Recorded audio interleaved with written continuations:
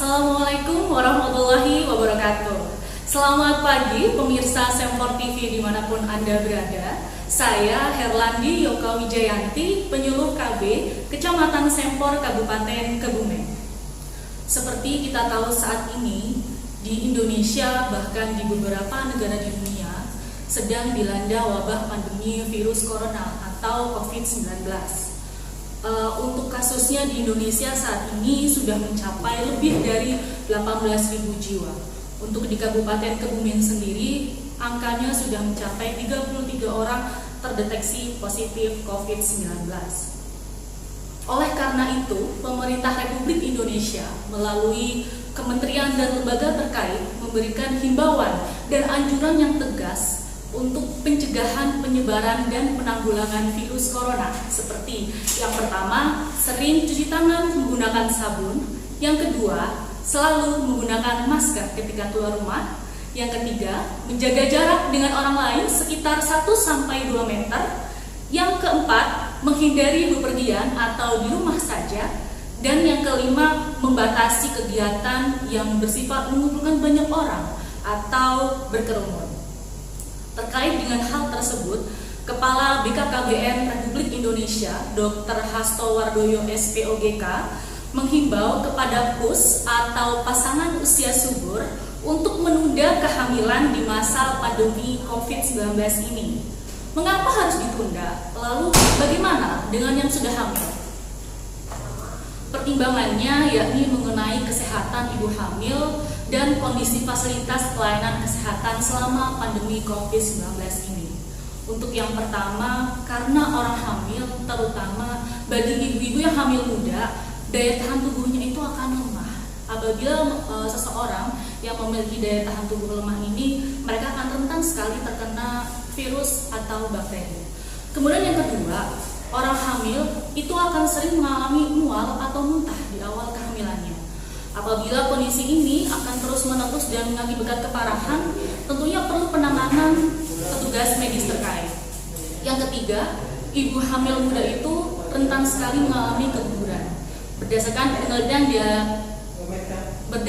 penelitian yang dilakukan oleh BKKBN, setidaknya 5 dari 100 kehamilan yang terjadi bisa mengalami keguguran.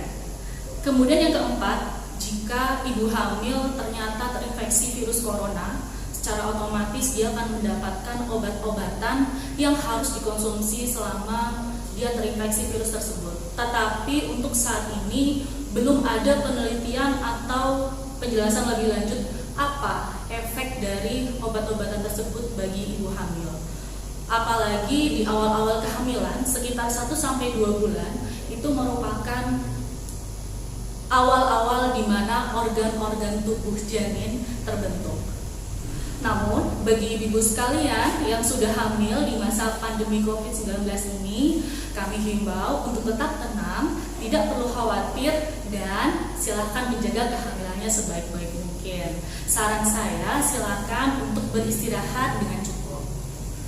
Ya, yang perlu kita waspadai saat ini adalah kehamilan yang tidak diinginkan atau KTD. KTD di sini yang dimaksud adalah kehamilan yang di luar rencana, seperti misalnya apabila pasangan suami istri yang sebetulnya sudah tidak ingin lagi memiliki anak, tetapi karena tidak mengakses atau takut mengakses alat kontrasepsi, terjadilah kehamilan.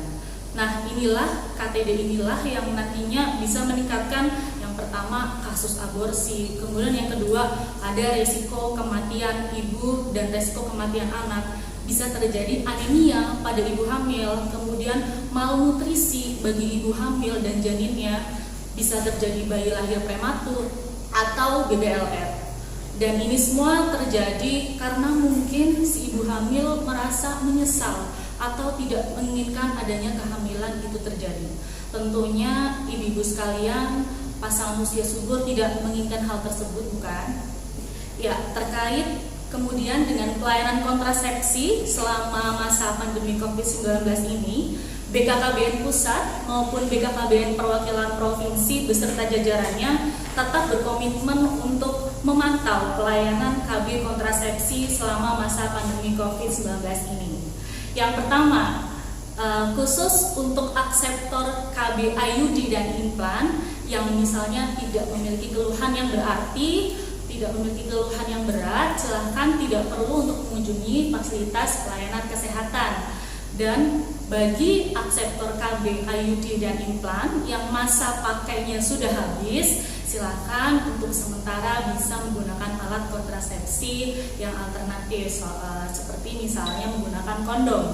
Untuk kondom sendiri bisa diperoleh melalui kami, penyuluh KB Kecamatan Sempor, Kabupaten Kebumen, atau penyuluh KB di wilayah masing-masing Bapak Ibu, atau melalui PPKBD dan sub PPKBD kader KB di desa masing-masing. Kemudian yang kedua, untuk akseptor suntik KB, mungkin ibu sekalian yang menggunakan suntik KB bulanan atau 3 bulanan sekali, silakan masih bisa untuk melakukan pelayanan suntik di puskesmas terdekat, tetapi tentunya sesuai dengan jadwal yang ada di pelayanan puskesmas tersebut. Dan jangan lupa tetap menggunakan protokol kesehatan pencegahan penyebaran virus corona. Kemudian yang ketiga, bagi akseptor pil atau kondom bisa menghubungi penyuluh KB, PPKBD atau kader KB di tingkat desa atau di tingkat RW sub PPKBD di masing-masing desanya. Ya, demikian Bapak Ibu yang bisa saya sampaikan. Terima kasih atas perhatian seluruh penonton Sempor TV. Semoga yang saya sampaikan bisa bermanfaat. Mohon maaf atas segala kekurangan. Apabila yang ada ingin disampaikan, bisa menghubungi kami, penyuluh KB Kecamatan Sempor Kabupaten Kebumen. Dan ada pantun untuk yang terakhir kalinya. Jalan-jalan ke Pulau Bali, makan seafood di Pantai Kuta. Walaupun saat ini kita sedang pandemi, jangan lupa pakai kontrasepsi ya. Salam BKKBN, terencana itu keren.